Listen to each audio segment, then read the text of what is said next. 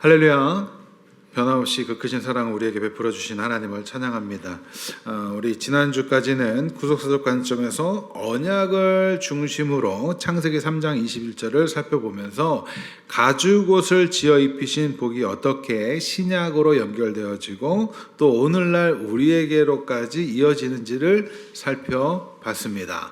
제가 이렇게 서론 부분에 이런 이야기를 할 때 여러분들은 지난 시간에 들었던 내용들을 떠올려 보시면서 자꾸 복기를 하셔야 돼요. 그래야 여러분들이 갖고 계시는 하나님에 대해서 아는 지식이 쌓여져 가는 거예요. 자, 이러한 내용들이 우리에게 중요한 이유는 시공을 초월하시는 하나님께서 창조 이전, 곧 창세 전에 다시 말해서 영원 가운데 성부, 성자, 성령 하나님 삼위 간에 계획하시고 또 그 영원 속에서 이미 이루신 하나님의 나라를 이제 우리가 살아가고 있는 이 창조 세계 안에서 이루어 가시는데, 하나님의 뜻을 이루어 가시기 위해서 취하시는 방식이 바로 언약이기 때문에 그래요. 말이 어렵나요? 어려워요? 자, 제가 다시 한번 설명을 드립니다. 하나님의 시간이 있어요. 그거는 하나님의 시간은 언제나 현재예요. 하나님은 우리 이렇게 물질 세계가 흘러가듯 시간이 흘러가는 그렇게 존재하지 않으시잖아요. 맞습니까? 어제도 계시고 오늘도 계시고 앞으로도 계세요. 하나님의 시간은 영원히 현재다. 언제나 현재다라고 우리는 이해할 수 있어요. 그것을 영원이라고 합니다. 그러니까 창조부터 이 물질의 세계가 시작되는 거예요. 창조부터. 그러니까 창조 이전에는 하나님의 시간만 있죠. 맞아요? 우리 물질이 창조되고 나서 빛이 있으라 하면 빛이 있었고부터 물질의 세계가 시작이 되잖아요. 그렇죠? 그전에는 하나님만 계셨죠. 삼위 하나님만 계셨단 말이에요. 그러니까 그때에 이미 하나님께서는 계획하셨고, 그때에 이미 그 계획은 하나님은 언제나 현재니까 계획하신과 동시에 이루어졌겠죠. 맞아요? 그게 성경에서 말하는 바란 말이에요. 그러니까 이미 이루어졌어요. 그것이 하나님이 이제 어떻게 이 역사 가운데 이루어 가시는, 하나님의 뜻이 이렇게 이루어 가시는 거예요. 물질 세계를 통해서. 왜? 가시적으로 이제 깨닫고 우리도 나타내게 하시기 위해서 해 가신단 말이에요. 그 방식이 뭐예요? 바로 언약이라는 방식을 통해서 하나님이 우리와 관계를 맺으시고 그 일을 행하신다라는 이야기예요. 다시 말해서 그래서 언약은 하나님께서 하나님의 뜻을 이루시기 위한 하나님의 지혜이고 하나님의 뜻인 하나님의 나라를 완성하시는 방식이라고 이해할 수 있는 거예요. 자, 하나님께서는 공의로우시고 신실하시기 때문에 공의로운, 신실함, 이제 그 단어들에 대해서도 여러분들이 자꾸 의미를 떠올리시면서 들으셔야 돼요. 공의로우시고 신실하시기 때문에 그 언약을 반드시 지켜 행하시지요. 하나님은 약속하시면 반드시 지켜 행하시는 분이란 말이에요. 허투루 말하지 않으세요. 공수표로 이렇게 이야기하지 않으신단 말이에요. 비록 피조물에 지나지 않는 인간과 맺으신 언약이라고 할지라도 하나님께서는 그 언약 아래로 스스로를 매이시죠. 약속을 하셨기 때문에 내가 이걸 지켜야 된다는 거, 그게 하나님이 그 언약 아래 내가 매였다는 거잖아요. 하나님이. 그렇죠? 그 언약을 그러면서 지키시면서 하나님의 나라를 완성하시는 거예요. 그렇다면 하나님의 나라의 완성이라는 의미가 어떤 의미일까요? 하나님 나라의 완성. 계획 결실인데 그것을 하나님의 나라의 완성이라고 할 때 우리가 생각하는 것, 그거는 뭐라고 보통 일반적으로 사람들이 생각하냐면, 먼저 우리가 이것을 정리하기 위해서는 하나님 나라에 대해서 다시 한번 생각해 볼 필요가 있어요. 하나님 나라는 어떤 나라입니까?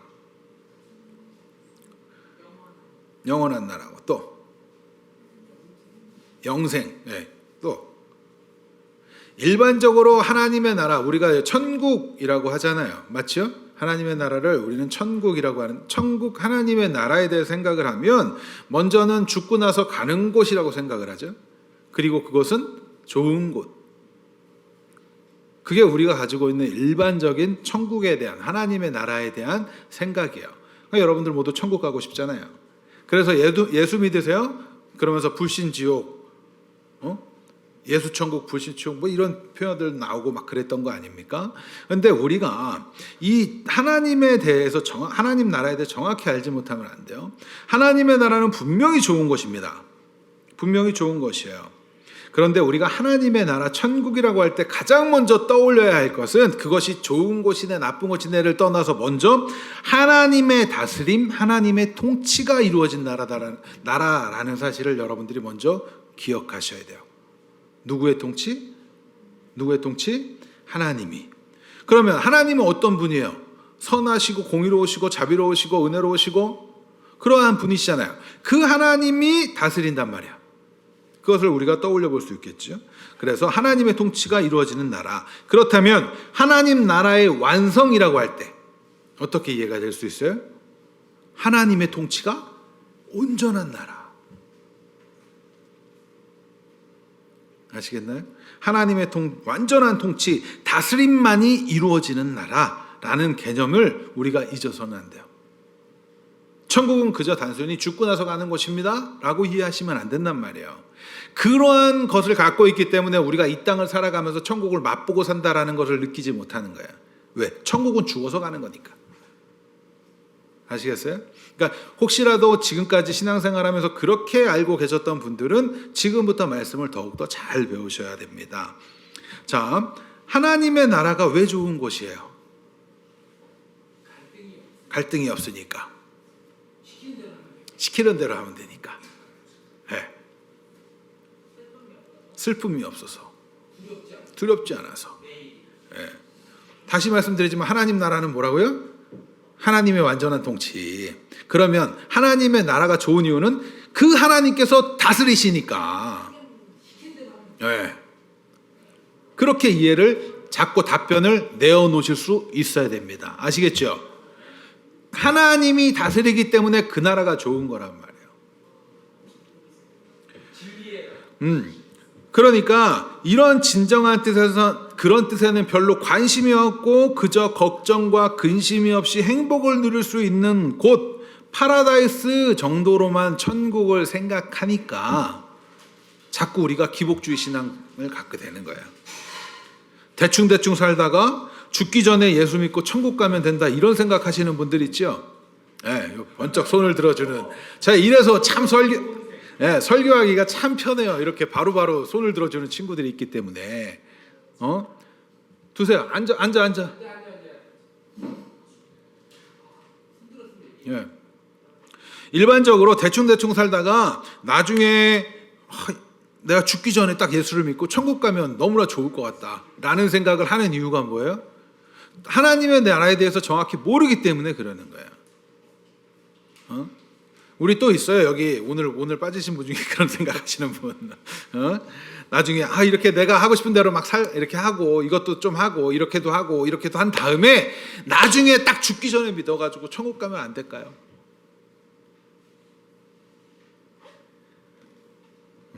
그리고 또 어떤 분들은 이렇게도 표현해요. 자신의 삶이 괴롭고 힘들면 여러 가지 문제로 힘드니까 나 좀 제발 빨리 좀 데려가 주세요.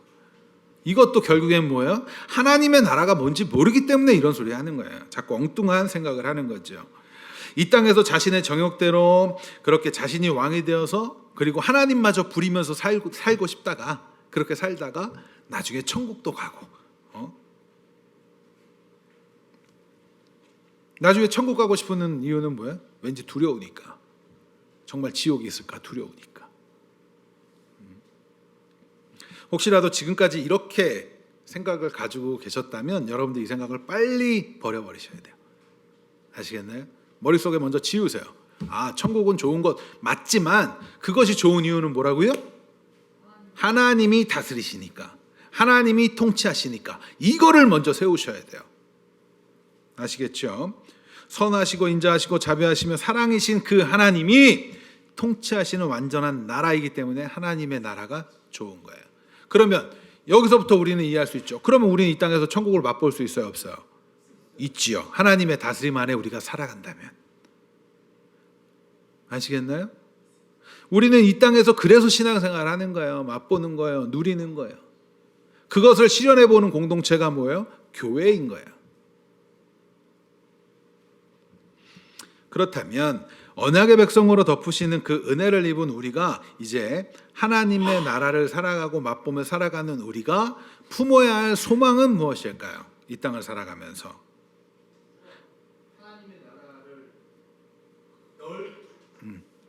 네, 그렇죠. 하나님의 시간 가운데 이미 완성되어 있어요. 하나님의 나라는. 그렇죠. 그 나라가 가시적으로 이루어지기 위해서 첫사람 아담이 실패했던 언약 아래 이제 예수님이 오시죠. 그렇죠? 예수님이 오셨어요. 그리고 죽기까지 순종을 하셨어요. 그 사역을 하셨단 말이에요. 이제 그리고 어떤 약속을 하셨죠? 다시 오리라 그 약속을 하셨어요. 그리고 우리에게는 명하셨어요. 무엇을? 말씀하신 대로 땅끝까지 이르러 내 증인이 되라. 그러니까 우리가 품어야 되는 소망들은 어떤 메시지가 있겠어요? 하늘에 대한 소망, 예수님 다시 오시는 것에 대한 소망을 품고 우리는 주님께서 주신 사명을 이루어가는 삶을 살아야 되는 거예요.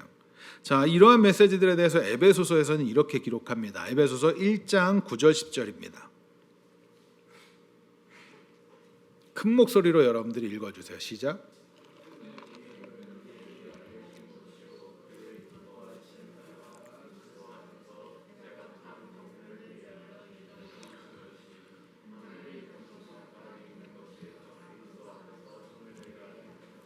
자, 성경에서 하늘에 있는 것 얘기할 때는 시간상의 개념에서도 묵시, 영원의 개념이에요. 시작도 없고 끝도 없고 언제나 현재인 개념. 땅에 있는 거는 이 물질 세계죠. 그렇죠? 그것과 이것이 하나가 되게 통일되게 하려는 거라고 말씀하잖아요. 예수님께서 복종하게 됨을 다시 말해서 다스림, 예수 그리스도에게 복종하게 된다라는 건 뭐예요? 우리가 복종한다, 그리스도의 말에 복종한다, 그거는 다스림을 받는다라는 거잖아요. 그래서 우리는 하나님의 그 다스림을 받는 것, 예수님께서 가르쳐 주신 기도에서도 이런 표현이 나오죠. 하늘의 뜻이 땅에서도 이루어지는 것. 그러니까 성경은 이렇게 굉장히 철저합니다. 하나의 이야기를 하고 있기 때문에 한 분이 이 말씀을 여러 사람, 여러 기자를 통해서 기록했지만 한 뜻을 이야기하고 있기 때문에 성경 어디를 가져와도 하나님의 뜻만 이야기해요. 하늘에서 이루어진 뜻이 땅에서도 이루어지기를 기도하는 의미, 하나님의 다스림이 이 땅에서 이루어지기를 기도하는 것, 그렇죠? 주님이 다시 오시기를 소망하고 하나님의 나라가 확장되어져 가는 것을 기도하고 품는 것, 이것이 그리스도인들이 품어야 될 소망이에요. 성도가 이 땅을 살아가면서 마음에 품어야 될 소망. 이러한 마음을 품고 살아가는 이들을 가리켜 하나님의 백성이라고 하는 것이고, 이러한 마음을 품고 살아가는 이들을 가리켜 성도라고 하는 거예요. 그렇다면 이러한 말씀의 가르침을 따라 살아가는 소망하는 이들, 하나님의 나라를 약속받고 우리 지금까지 배운 것처럼 가죽옷으로 덮어지는 은혜를 입은 이들이 앞으로 어떠한 삶을 살아가야 하는가, 그것에 대해서 오늘 좀 살펴볼 거예요. 빠르게 우리가 지난 시간까지 배운 내용들을 다시금 정리하면서, 제가 반복하는 이유는 뭘까요? 여러분들 기억하시라고. 집에서 반복 안 하시잖아요. 고개를 격하게 흔들어주는. 그렇기 때문에 반복하는 거예요. 여러분들이 복습을 해오면 설교 시간은 줄어들 겁니다. 아시겠죠?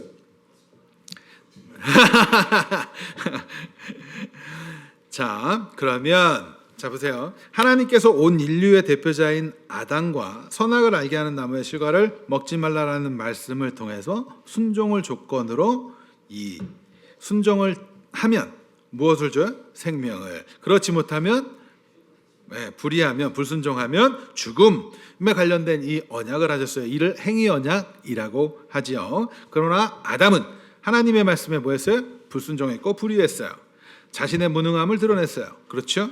그의 실패는 그래서 스스로 덮기 위해, 자신의 수치를 가리기 위해, 자신의 악함을 가리기 위해 행하는 게 뭐였어요? 무화과 나무 잎치마를 입는 거였어요. 그렇죠? 범죄한 아담과 하와가 지어 입은 무화과 나무 치마는 사실 인류가 최초로 발명해낸 거죠. 그렇지 않아요? 뭔가를 만들어낸. 그러나 그것들로는 자신의 수치를 가리려고 해도 가릴 수 없는, 그저 시도한 것에 불과해요. 자신의 불의함을 감추려고 하는 그 시도에 불과한 것, 보호할 수도 없고 자신들의 불의를 감출 수도 없는 것, 무용지물, 그것에 불과한 것들이에요.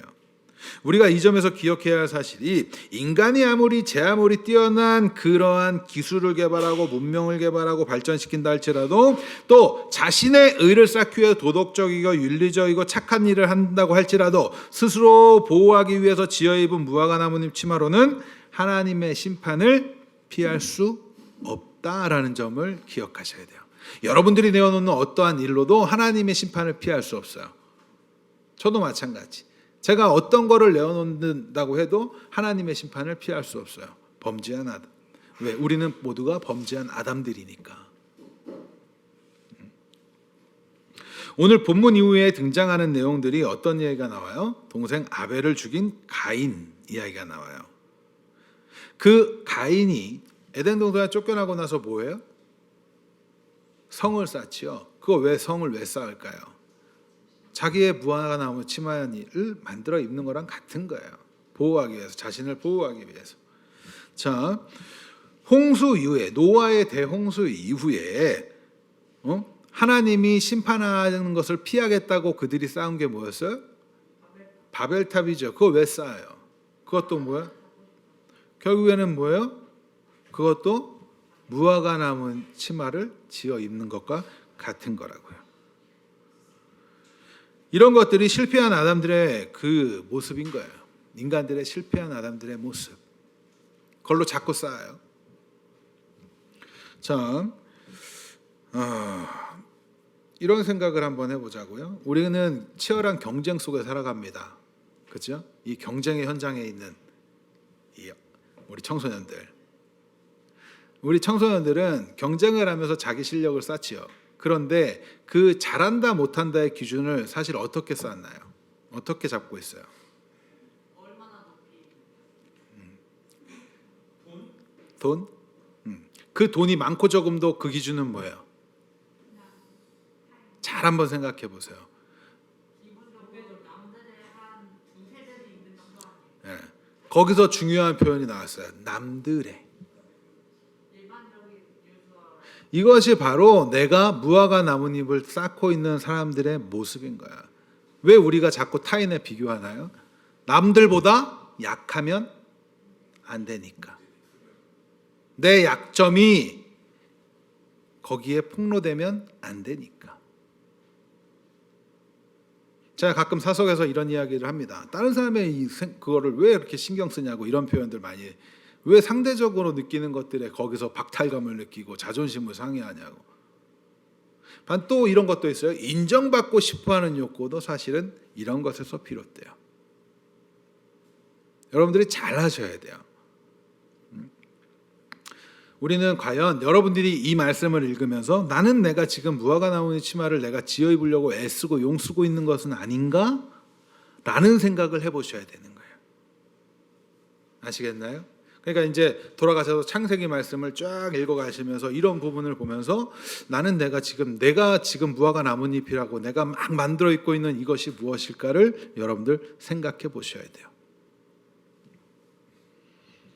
혹시 이런 이야기를 들으면서 또 이런 생각을 하시는 분들이 있을지도 모르겠어요. 그럼 인간은, 나는, 우리 특별히 청소년들, 우리는 어떠한 시도도 할 필요가 없는 것 아닌가? 아무것도 안 해도 되겠네. 모두가 다 하면 이거 무화과 나뭇잎 치마를 만들어 입는 것이라고 한다면 그런 생각할 수 있잖아요. 네. 그거는 무화과 악용을 하면 무화과 나뭇잎 치마가 되는 것이고 나를 위해서 잘 바꾼다면 그건 오히려 좀 좋은 게 될 수 있잖아요. 그 안에서도 보면 당신은 지금 누구를 위해서? 잘 생각해 보세요. 네. 이게 굉장히 중요한 포인트란 말이에요. 나를 위해서. 굉장히 중요한 포인트예요.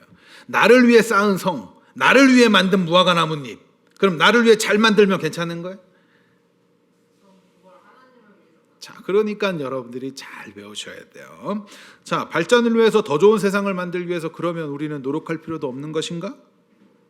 그 어떠한 인간의 노력도 다 무용지물이라고 한다면, 그럼 공부할 필요도 없고. 눈이 커져요? 공부할 필요도 없고 어떤 노력도 안 하고 그냥 교회 와서 말씀만 읽고 기도만 하고 찬양만 하면 되는 것인가? 이런 생각이 혹시라도 들 수도 있어요. 그런 분들은 더 잘 들으시기 바랍니다. 그게 그런 마음을 품고 있는 것 자체도 인간의 그 악함 가운데 나오는 거야. 게으름을 핑계 삼고 싶은. 자, 하나님께서는 모세를 통해서 하나님의 말씀을 기록하게 하시는 것을 시작으로 반복적으로 온 인류의 대표자로 아담과 맺으신 그 언약의 관계 아래 아담의 불순종의 문제를 폭로시키지요. 반복적으로 인간이 계속 그 폭로된단 말이에요. 결국 모든 인간은 스스로 자신을 구원하고 영원한 생명을 누릴 수 없으며 하나님의 입장에서 하나님의 나라를 완성할 수도 없다는 사실을 말씀하고 계시지요. 인간의 능력으로는 불가능하다. 그것 이야기하시잖아요. 이를 통해서 궁극적으로 말씀하시고자 하는 바는 오늘날 말씀을 읽고 있는 바로 너희가 아담이야. 너희는 불가능해. 이거를 우리로 깨닫게 하신단 말이에요. 그렇죠?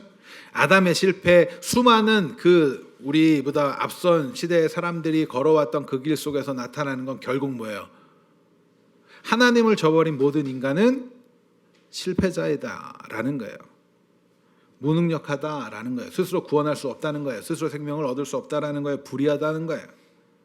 그렇다면 불가능한 상태, 마치 하나님의 이 계획이 실패한 것 같은 이 상태에 하나님께서 행하신 방식이 뭐였어요? 하나님께서 친히 행하시겠다라는 거였죠. 그걸 은혜라고 하잖아요. 그렇죠? 하나님의 은혜로 그 일을 행하시겠다라는 거예요. 생명을 주시고 하나님의 나라를 완성시키겠다.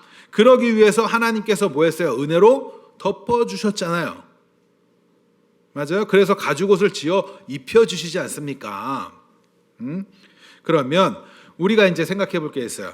하나님의 은혜로 덮어주신다는 의미에 대해서 생각해 봐야 합니다. 기억해야 할 점이 뭘까요? 하나님께서는 우리가 아는 것처럼 사랑이시지만 또한 공의의 하나님이에요.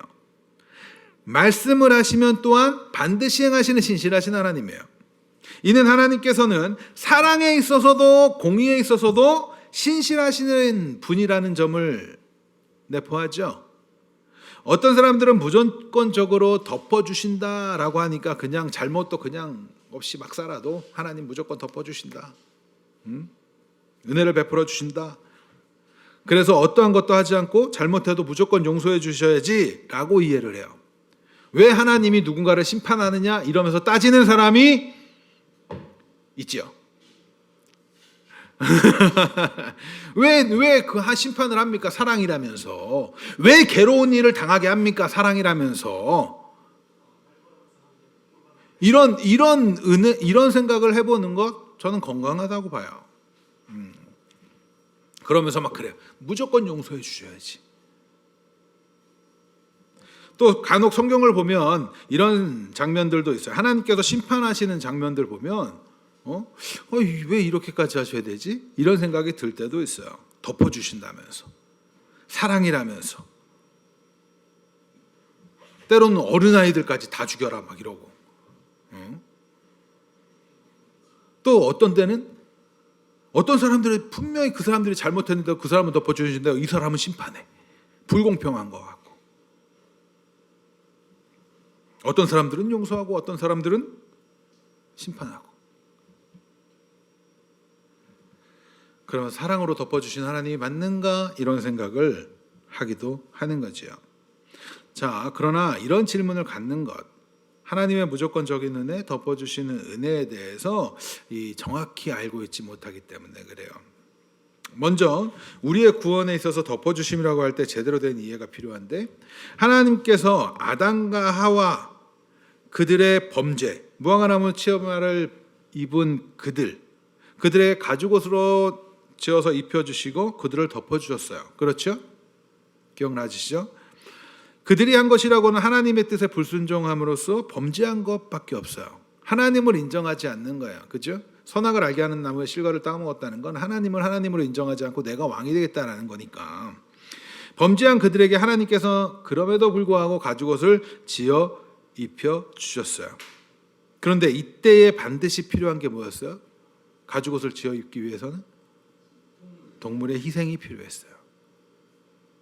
우리는 그것을 그냥 입은 것 같지만 그 안에서는 희생이 필요했어요. 하나님의 진노가 동물에게 쏟아지는 거예요. 하나님은 이를 통해서 공의로움, 그 신실함을 나타내시는 거예요. 자, 한 군데 더 생각해 볼게요. 노아 때의 홍수 심판을 생각해 보겠습니다. 홍수 심판은 우리가 잘 아는 것처럼 하나님의 그 진노가 쏟아진 거죠. 그죠? 물로 심판하신 거니까. 그러면 그 물의 진노가 부어질 때 그 진노를 모두 받아야 했던 것이 있어요. 뭐가 받아야 됐어요? 방주가 받아야 됐죠. 그죠? 하나님의 진노를 방주가 다 받아요. 그랬더니 그 안에 누가 살아요? 노아와 노아의 가족들 그리고 동물들이 살아나죠. 우리 여기서도 아는 거야. 하나님의 진노가 방주에 쏟아졌을 때, 다 그 온 세상에 쏟아졌을 때 방주가 그것을 다 감당하고 있는 거야. 그렇기 때문에 노아의 가족들이 살 수 있었던 거야. 하나님의 공의는 진노가 다 임해야 돼요. 자, 그러면 우리 아까 전에 생각했던 거, 다른 사람들 왜 그 사람들은 용서하지 않으세요? 하나님의 주권이에요. 그죠? 하나님의 절대적인 주권이에요. 누군가는 용서해줬다고 해서 왜 저 사람은 용서해주고 나는 용서 안 해주세요? 이럴 수 있어요? 우리는 그럴 자격이 없어요. 다 심판받아야 하는 거예요. 하나님의 진노는 죄악된 모든 세상에 임합니다. 그렇죠? 이에 대해서는 그 누구도 예외가 없어요. 노아도 마찬가지죠. 다 임했어요. 그러나 방주가 그거를 덮어준 거예요. 오늘날 우리가 덮어주신 은혜를 받아 구원을 받는 것 어떤 거예요? 우리가 어떻게 해서 구원받을 수 있어요? 우리가 죽어야 하죠. 우리가 죄인이라는 얘기는 우리가 죽어야 되는 거야. 그죠? 그리고 우리가 심판을 받아야 돼요. 그 심판을 누가 받으셨어요? 예수님이 받으시는 거예요. 여러분들이 예수 믿고 구원받는다는 것은 여러분들을 대신해서 예수님이 그 심판, 그 진노의 심판을 모두 감당하시는 거예요. 우리는 때때로 우리가 구원받음, 예수 믿으면 구원받습니다, 이 말에 대해서 너무 가볍게 생각해요. 가치 없게 생각해요. 아니요. 이거는 굉장한 말인 거예요. 여러분들이 심판받아야 돼. 여러분들이 형벌받아야 되고 우리가 끊어져야 되는 자들이에요. 그런데 누가? 예수님이 그것을 모두 받으시는 거예요. 어디에서? 십자가에서. 죗값을 지불하시는 거예요. 우리를 대신해서. 자, 죄의 삭은 뭐예요? 사망입니다. 목숨으로 갚아야 돼. 그런데 그 목숨으로 누가 갚으신 거예요? 예수님이 갚으시는 거예요. 가죽옷에서 우리가 살펴봤듯이 동물이, 방주가, 또 출애굽하면서 그 희생의 제물로 드려졌던 그 제사들이 우리가 예수로 인해서 살게 되는 거라고요. 우리의 입장에서 은혜를 받고 예수를 믿고 구원을 받고 영생을 누리는 것은 무조건적이죠. 내가 어떠한 것을 한 게 없으니까. 그런데 하나님과 그 관계 속에서 이미 예수님이 지불했기 때문이에요. 여러분들 이 사실을 자꾸 많이 묵상하세요. 그래야 하나님에게 감사가 넘쳐요. 그냥 나의 삶에서 이 문제 해결해 줬으니까 이 정도 수준으로 감사가 넘치는 게 아니라 진짜 하나님이 우리를 살려. 아까 전에 우리 김영희 집사님도 기도하셨잖아요. 그죠? 기도하시면서 그런 말씀 하셨다고. 예수님을 내어주신 하나님께 그 사랑, 그것을 자꾸 기억하세요. 공의롭고 신실하신 하나님께서 죄의 결국은 반드시 심판, 사망으로 끝나게 돼요. 그 하나님 앞에서. 그런데 그것을 누가 받아요? 예수님이 받으셨다고.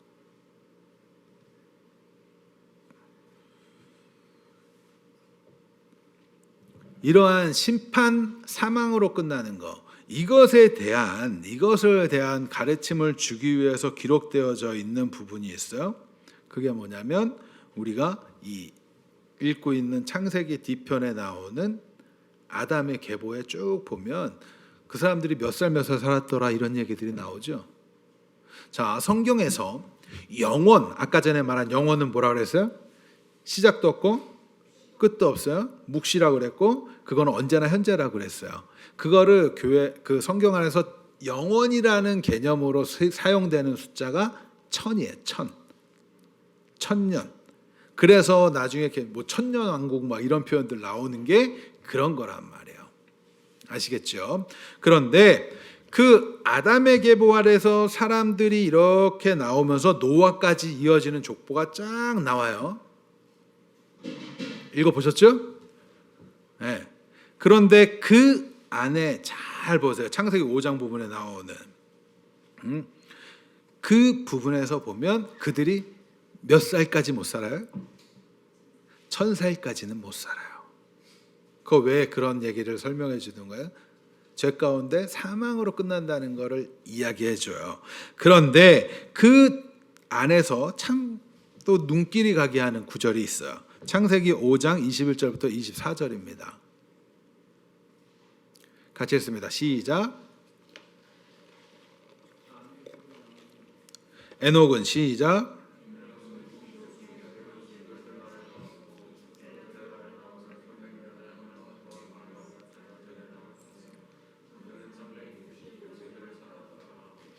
에녹이 하나님과 동행하더니 하나님이 그를 데려가심으로 세상에 있지 아니야. 그러니까 에녹은 어떤 상태예요? 죽음을 보지 않고 지금 하나님이 데리고 가신 거예요. 왜 이런 부분이 갑자기 등장할까요?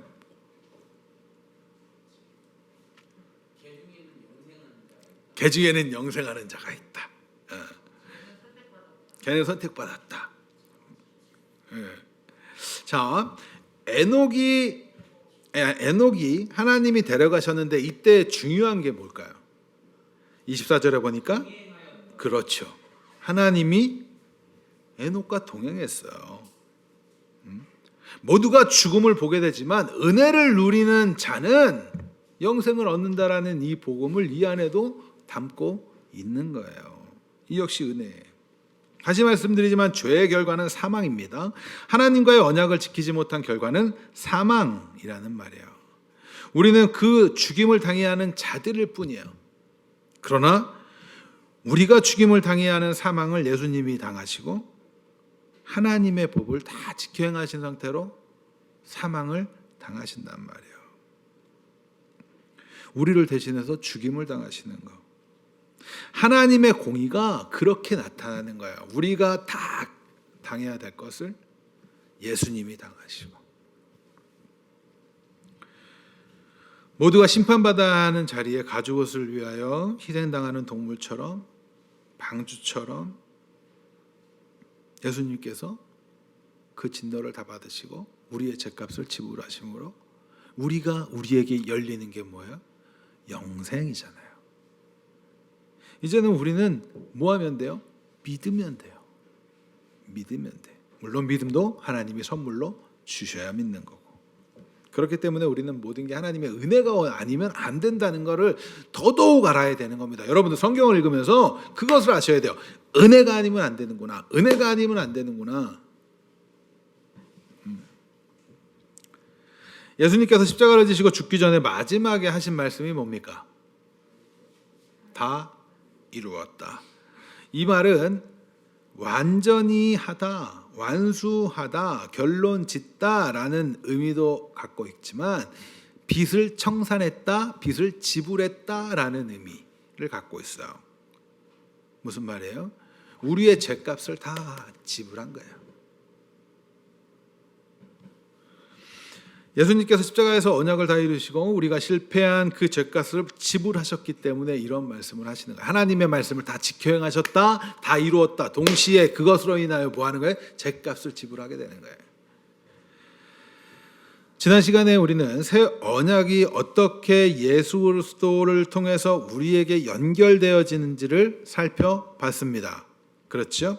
새 언약 아래서 하나님의 법을 지켜서 의롭다함을 받는 자들이 아니라 그 은혜로 예수 그리스도를 믿으면 영접하면 우리는 의롭다함을 받지요. 맞아요? 우리가 예수를 믿으면 하나님께서 우리를 의롭다 여겨주셔요. 왜? 예수님이 모든 율법을 다 지켜 행하셨기 때문에 우리가 예수를 믿는다는 건 예수님과 하나가 된다라는 거예요. 자, 세례는 왜 받습니까? 세례를 받아야 구원받나요? 그냥 아무 이유 없이 그 안에 어떤 의미를 담고 있을까요? 죽고 살아남이 있는데 그것이 어떤 거예요? 예수님과 우리가 연합됨에 대한 그러한 공포가 같이 있는 거예요. 그러니까 성경을 여러분들이 이제 이런 것들을 알고 성경을 자꾸 읽으시는 훈련이 필요한 거예요. 자, 예수님께서는 우리를 대신해서 죽임을 당하셨어요. 이제 우리는 새 언약 아래서 예수를 믿으면 하나님의 자녀가 되는 것이고 하나님은 우리를 행위 언약 아래서 불의한 우리를 어떻게 의롭다 여겨주세요. 왜? 예수님이 그 모든 것을 행하셨기 때문에. 그러니까 우리가 가서 이제는 하나님 앞에 가서 당당히 하나님 나 의로운 자예요 라고 하는 거예요? 그렇지 않아요. 우리는 가서 뭘 얘기해야 돼요? 예수님을 얘기하는 거예요. 그래서 오직 예수 하는 거예요. 교회가. 가서 나의 공로가 이렇습니다. 내가 세상의 업적을 이만큼 쌓았습니다를 얘기하는 게 아니라 예수님만 얘기할 수 있는 거라고. 그렇다면 우리가 이제 예수님께서 예수님의 피값으로 우리를 사셨다면 우리는 누구 겁니까? 우리는 누구 거예요? 우리는 예수님 거예요. 여러분들은 여러분 거가 아니라 예수님 거라고요. 많은 사람들이 예수님을 부를 때 예수 그리스도 이렇게 부르죠. 여러분들 예수 그리스도가 어떤 의미야?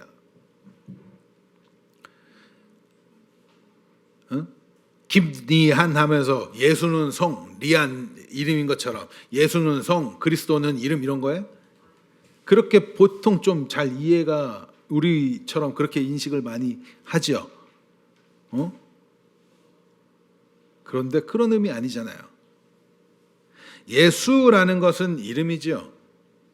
맞아요? 예수는 저들의 죄를 죄로부터 구원할 자라는 그러한 것을 갖고 있는 그렇고 그리스도는 뭐예요? 직분이죠. 그리스도는 기름 부음 받은 자라는 메시아 그리고 또 왕 그리고 또 제사장 그죠?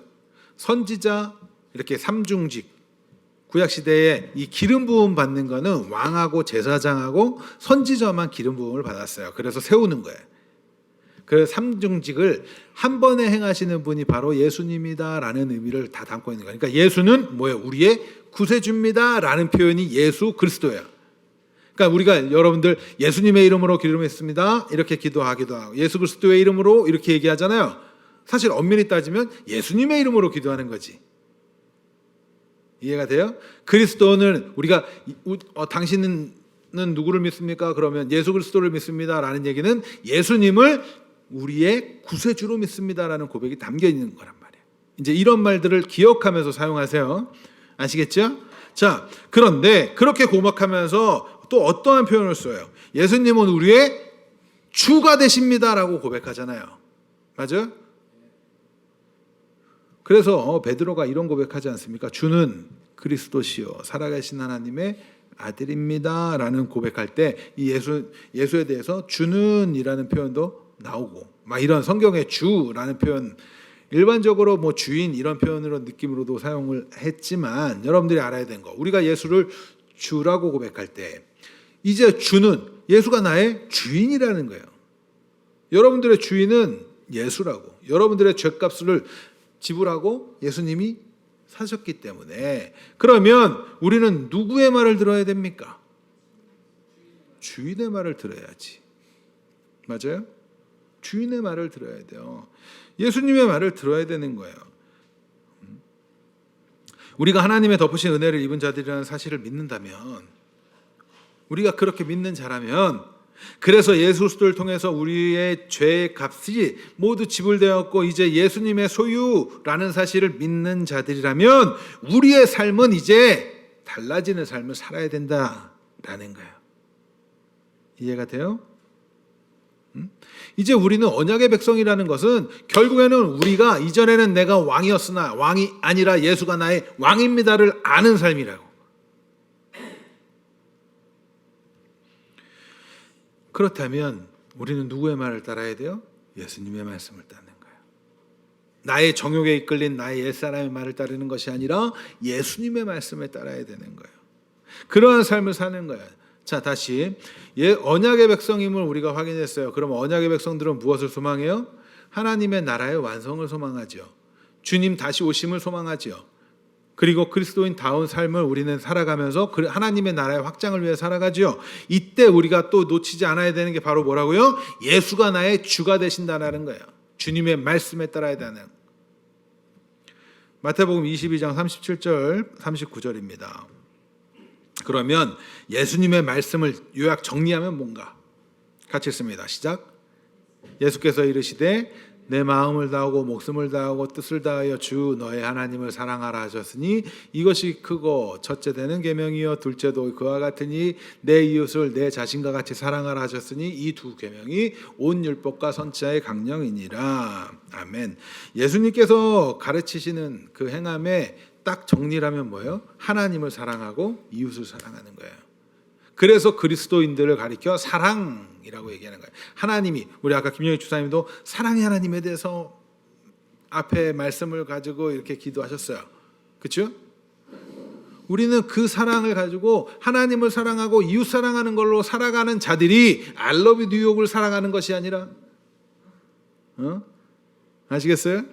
하나님을 사랑하고 이웃을 사랑하는 자들로 우리 살아가는 거예요. 여러분들 그 삶을 살아가길 간절히 소망합니다. 그리스도인들은 사랑하는 사람들이에요. 그리스도는 사랑하기 위해서 모이는 자들이에요. 하나님의 덮으시는 그 은혜를 받아 예수를 통하여서 이제 결코 정죄함을 받지 않는 우리들은 예수님의 말씀에 따라 하나님을 사랑하고 이웃을 사랑하는 삶을 통해서 뭐 하는 거예요? 하나님의 나라가 확장되어져 가는 거라고요. 여러분들이 사랑함으로써 하나님의 나라가 확장되어진다고요. 여러분들이 사랑함으로써 하나님의 통치가 이루어져 간다고요. 사랑하시기 바랍니다. 여러분들의 정욕에 이끌리는 사랑 말고.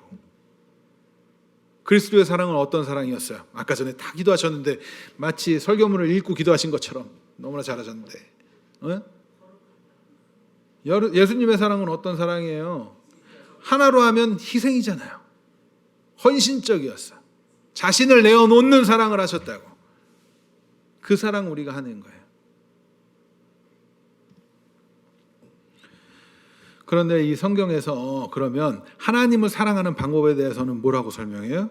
요한일서 4장 7절부터 16절입니다. 여기서 보면 어떻게 설명해요? 같이 읽습니다. 빠르게 읽을게요. 사랑하는 자들아 우리가 서로 사랑하자. 사랑은 하나님께 속한 것이니 사랑하는 자마다 하나님으로부터 나서 하나님을 알고 사랑하지 아니하는 자는 하나님을 알지 못하나니 하나님은 사랑이심이라. 그렇죠? 자, 다음 하나님이 사랑이 우리에게 이렇게 나타난 바 되었으니 하나님의 자기의 독생자를 세상에 보내심은 그로 말미암아 우리를. 그러니까 하나님의 사랑은 누구를 통해서 나타났어요? 예수 그리스도를 통해서 나타났어요. 10절 사랑은 여기 있으니 우리가 하나님을 사랑한 것이 아니요 하나님이 우리를 사랑하사 우리 죄를 속하기 위하여 화목제물. 아까 전에 우리 기도하시면서 여기까지 다 읽으셨단 말이에요. 11절 사랑하는 자들아 하나님이 이같이 우리를 사랑하였은즉 우리도 뭐하라고? 서로 사랑하라고. 여러분들 서로 사랑하셔야 되는 거야. 하나님이 이렇게 사랑하셨으니까 우리 사랑해야 되는 거야. 왜? 옆 사람이 이해가 안 될 때 있죠? 우리 부부끼리도 이해가 안 될 때 있고 부모와 자식 간에도 이해가 안 될 때 있어요. 그렇죠? 친구 간에도 너무나 나랑 잘 맞는 것 같았던 친구끼리도 안 맞을 때 있어요. 그런데 서로 사랑하라고. 어떤 사람들은 정치색이 안 맞아요. 어떤 사람은 경제관념이 안 맞아요. 어떤 사람들은 자신의 위치가 안 맞아요. 그래서 그냥 그런 거 따지면서 살아가요. 그리스도인들은 그렇게 사는 게 아니란 말이에요. 뭐 해야 된다고? 서로 사랑해야 된다고. 거기에는 뭐가 따라요? 희생이 따른다고. 12절 어느 때나 하나님을 본 사람이 없을 때 만일 우리가 서로 사랑하면 하나님이 우리 안에 거하시고 우리가 사랑할 때 하나님 우리 안에 거한다는 걸 우리는 안다란 말이에요. 그의 사랑이 우리 안에 온전히 이루어지는 하나님의 나라 이루어지는 거 맞아요? 우리가 사랑하면 하나님의 나라가 이루어져 가는 거예요. 우리가 사랑하면 하나님의 나라가 확장되어져 가는 거예요. 그것을 더 많이 위해서 이웃을 더 사랑하는 거예요. 여러분들의 그 교회 공동체 안에 있지 않은 이웃들에게도.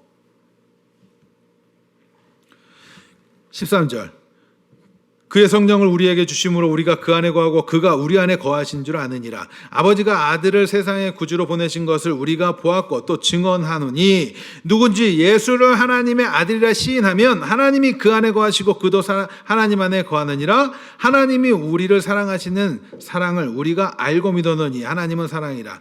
사랑 안에 거하는 자는 하나님 안에 거하고 하나님도 그 안에 거하시는다. 여러분들을 예수 믿는다는 증거, 하나님을 사랑한다는 증거 같은 질문이죠. 그거 어떻게 나타내요? 사랑함으로. 여러분들이 하나님을 사랑하는 방법은 뭐예요? 형제를 사랑하는 거예요. 아시겠나요? 여러분들 하나님을 사랑하길 원합니다. 그러기 위해서는 뭐 해야 돼요? 형제를 사랑해야 돼요. 이웃을 사랑해야 돼요. 어떻게? 희생적으로, 헌신적으로. 우리가 덮어주시는 은혜를 입고 예수 그리스도를 통해서 그 복을 누리는 자들이라면 우리는 우리의 삶에서 사랑함으로 그것을 나타내는 거예요. 사랑함으로 하나님이 살아계심을 나타내는 거예요. 사랑함으로 하나님이 우리들 가운데 거하심을 나타내는 거예요. 이해 안 돼도 사랑하세요. 노력하시자고요. 제가 우리 사춘기에 있는 이 우리 친구들 다 용서가 되고 이해가 돼서 가만히 있을까요? 사랑하려고 애쓰는 거예요. 어? 많이 참고 있는 거예요. 끝까지 참고 있는 거예요. 예배 시간에 돌아다니는 거 원래 용납이 안 돼요. 참고 있는 거예요. 자, 우리는요 사랑하면서 양보해주면서 오래 참으면서 사랑은 언제나 오래 참고 온유하며 아시겠어요? 자꾸 참아보면서도 사랑해보는 거예요. 그러기 위해서는 뭐 해야 돼요? 저는 원래 오래 참는 성격이 아니야. 굉장히 직설적이고 그죠? 딱 즉각 뭔가를 하는 사람이에요. 격하게 고개를 끄덕이는.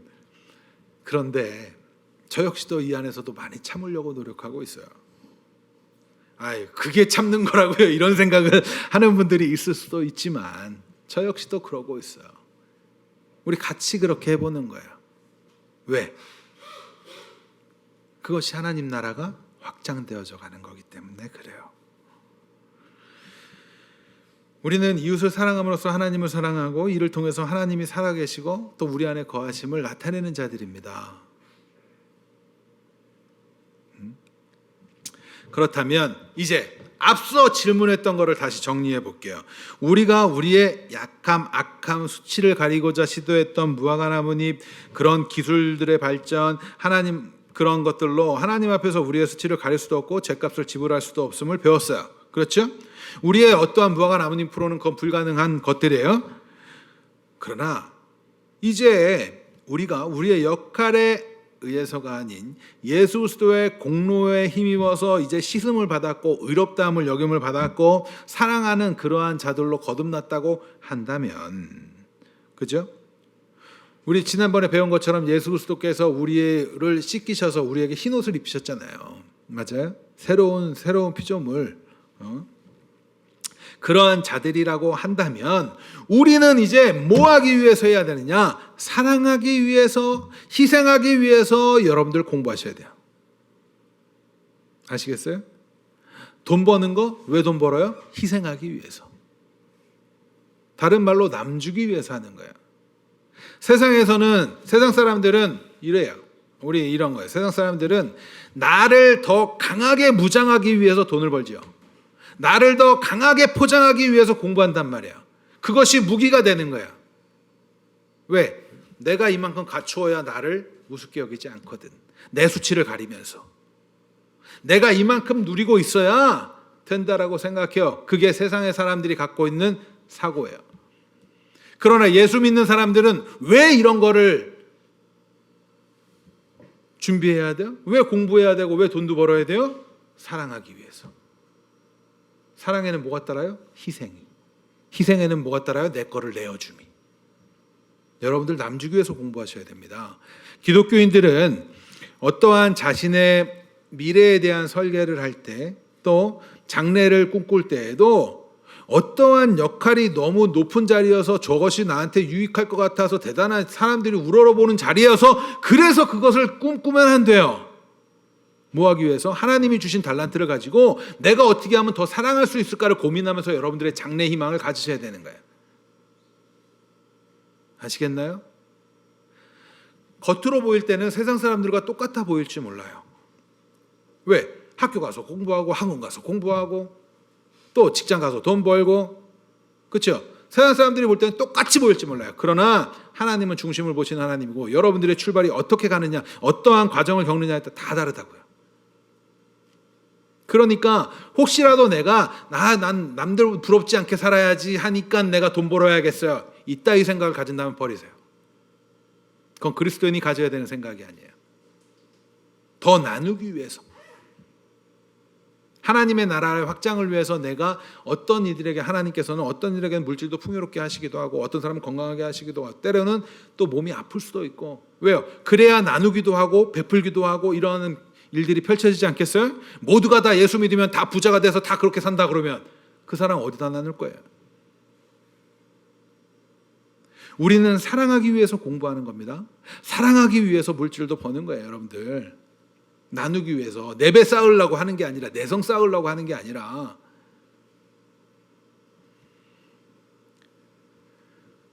세상의 사람들은 모두를 다 경쟁 상대로 느끼죠.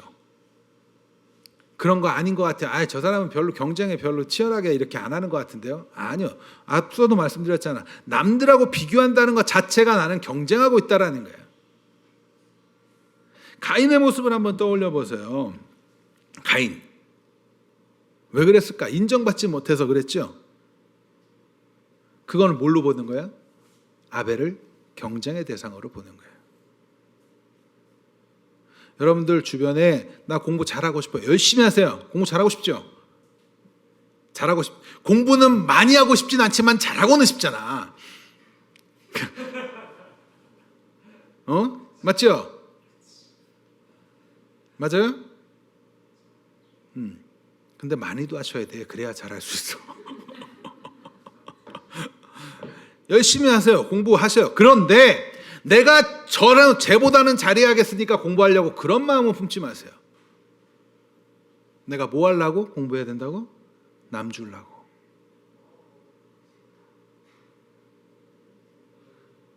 남 주려고. 내가 저놈보다 나은 놈이 돼가지고 베풀어야 되니까 이런 남 주려고가 아니에요. 돕기 위해서, 서로가 협력하기 위해서. 생각을 바꾸셔야 돼. 억울해요? 그러면 리안이네 아버지가 돈 벌어가지고 너를 먹이는 건 안 억울할까? 그렇게 이기적인 마인드가 어디 있어요? 가족이잖아요. 우리 잘 알아야 될 거 한 가지만 알려드릴게요. 나를 확장시킨 게 사실은 가족이죠.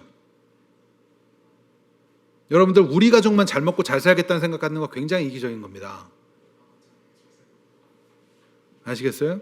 나를 확장시킨 것에 불과해요. 나의 테두리를 성 쌓기 위해서 하는 것에 불과한 거라고, 그게. 여러분들은 여러분들의 학교에서도 예를 들어서 약한 자가 있어요. 그러면 그들을 도울 생각을 해야 돼요. 알려줄 생각도 하세요. 베풀어줄 생각도 하세요. 어떻게 하면 이들에게 사랑을 나눌 수 있을까를 고민하세요. 여러분들이 공부를 잘해요. 그럼 공부로 나누면 돼.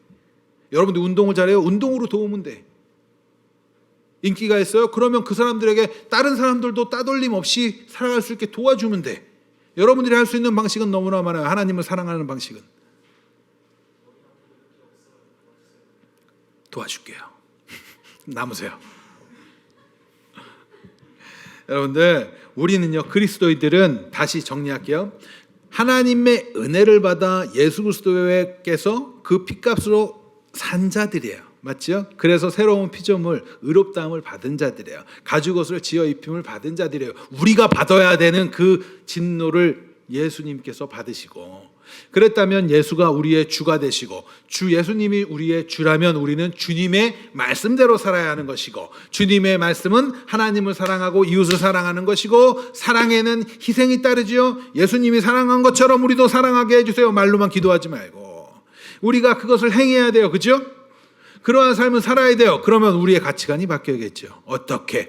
하나님이 다시 오시는 하나님의 나라가 완성되어지기를 꿈꾸며 우리는 그 안에서 뭐 한다고? 우리가 사랑하면 하나님이 살아계심을 나타내는 것이고 하나님을 아는 것을 나타내는 것이니까 우리는 사랑해야 되고, 사랑하기 위해서는 뭐 해야 돼요? 나를 죽여야지. 나의 옛사람을, 나의 정욕을 통제할 수 있어야지. 그래서 그리스도인은 안 할 수 있는 자유가 있는 겁니다. 내 멋대로 막 살아도 돼요. 나는 뭐 이렇게 즐거운 세상을 나는 마음껏 누리며 사는 이런 자유가 있어요. 구원파들이 그런 거예요. 앞으로 막 살아도 돼요? 나 한번 예수님이 한번 또 우리 다 용서 받았으니까 막 살아도 돼요? 구원파들이 한다고. 우리는 안 할 수 있는 자유가 있는 거예요. 내가 조금 굶으면서도 옆 사람 도와줄 수 있는 자유가 생기는 거예요. 왜? 이것은 나에게, 우리 찬양했잖아요. 이 나 이제 주님의 새 생명 얻은 몸, 옛것은 지나고, 그렇죠? 우리는요 완전히 다른 삶을 사는 거예요. 모습은 똑같아 보일지 몰라요. 뭐 갖추고 이런 거 갖추고 하는 거 막 다 똑같아 보일지 몰라요. 그러나 하나님은 아신다고. 여러분들 세상에 인정받으려고 하지 말고 하나님이 인정하시는 삶을 살기 위해서 애쓰고 노력하세요. 하나님이 인정하는 게 중요한 거예요. 세상에서 나 좀 뽐내보겠다고 그렇게 악바리처럼 살아가려고 하지 마세요. 그게 중요한 게 아니에요. 나누기 위해서 열심히 하나님께서 주신 달란트들을 개발하시는 거예요. 지금 연세가 있으신 분들 늦지 않았어요. 개발하셔야 돼요. 하나님이 주신 달란트, 은사가 뭘까? 나를 통해서 하나님 영광 받고 싶어 하시는 방법이 뭘까? 그거를 먼저 고민하시고 그거를 위해서 여러분들 애쓰고 수고하시는 거예요. 그러다 보면 여러분들이 원하지 않아도 하나님은 그 역할과 그 위치에 사용하신다고. 학생들은 공부 열심히 하셔야 돼요. 뭐 하려고? 남 주기 위해서. 직장인들 직장에서 열심히 하셔야 돼요. 뭐 하려고? 남 주기 위해서. 그렇게 우리 그리스도인 다운 삶을 살아봅시다. 사랑을 한다는 건 희생이 필요해요. 엄마 아버지가 얼마나 희생을 많이 하냐고, 자식들을 위해서. 왜? 사랑하니까. 자식들은 근데 그거 잘 모르잖아요. 여러분들도 이제 그것을 사랑하는 마음으로 그들의 마음을 헤아려 보면서 노력하는 거예요. 주 안에서 정말 사랑하는 여러분, 제가 여러분들에게 설교를 오래 하는 이유는 사랑하니까. 사랑이 넘치기 때문에. 제가 설교를 대충 하는 그 순간부터 여러분들을 사랑하지 않는 거다라고 이해하시면 됩니다. 그러니까 다시 한번 말씀드립니다. 여러분들, 그리스도인들, 덮어주신 은혜를 입은 바들은 우리는 이미 빚진 자예요. 그렇죠? 복음의 빚진 자라고. 그런 자들이 이제는 사랑으로 그것을 확장시켜 가면 돼요. 사랑해 보시기 바랍니다.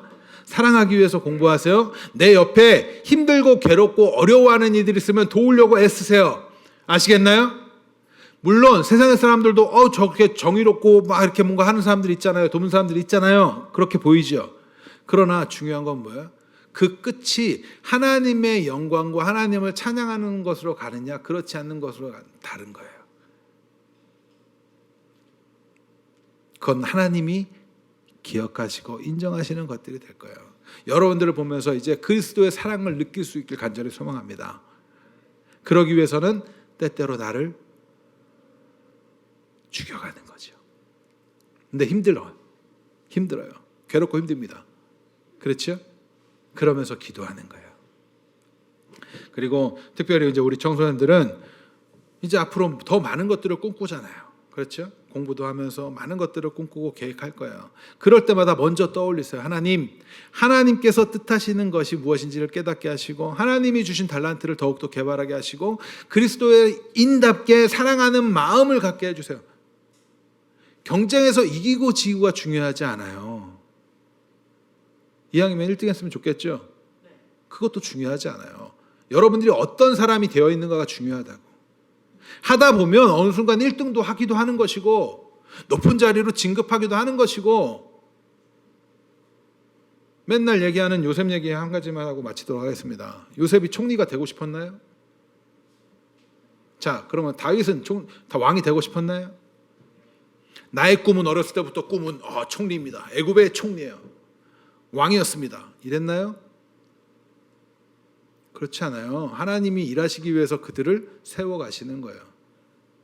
여러분들도 마찬가지예요. 어떤 사람들은 내가 뭔가를 하고 싶어요. 의사가 되고 싶어요. 과학자 되고 싶어요. 다 좋아요. 그런데 그것을 통해서 왜 그것이 되고 싶은지를 이제는 마음속으로 항상 굳게 세우셔야 돼요.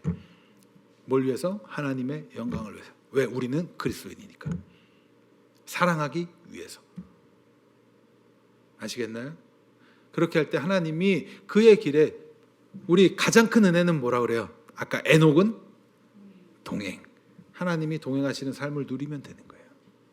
그것이 하나님의 나라를 이 땅에서 우리가 맛보고 즐기며 살아가는 성도의 삶입니다. 이 사실을 반드시 기억하시고 하나님께서 베풀어 주시는 그 사랑을 나누기 위해서 우리 어떻게 하면 더 나눌 수 있을까를 고민하는 주님의 귀한 자녀들 되길 간절히 소망합니다.